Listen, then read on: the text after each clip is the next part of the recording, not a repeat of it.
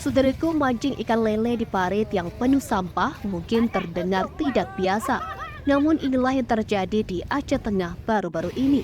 Menurut pantauan Tribunga.com, pada Selasa 28 Mei 2024, puluhan warga Pasar Paya Ilang Takengon mulai dari anak-anak hingga orang dewasa berbondong-bondong menuju parit di pinggir Jalan Nasional Yosudarso untuk mencoba peruntungan mereka dalam memancing ikan lele.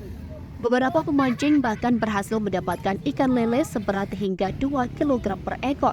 Kondisi parit yang penuh sampah ternyata tidak menghalangi semangat warga untuk menangkap ikan yang tersembunyi di dalamnya.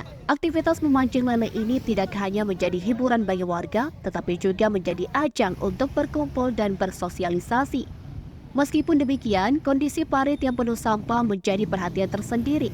Warga berharap adanya upaya pembersihan dan perbaikan lingkungan agar ekosistem air lebih terjaga.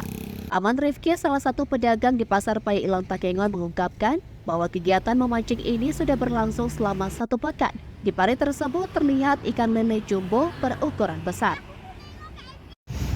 Bang, kenapa bisa warga ini mancing di sini, Bang? Karena banyak ikan lele, Bang. Bang. Udah berapa hari ini, Bang?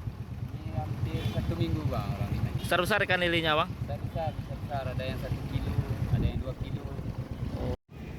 Dari Aceh Tengah, Romadani, Tribun Gayo.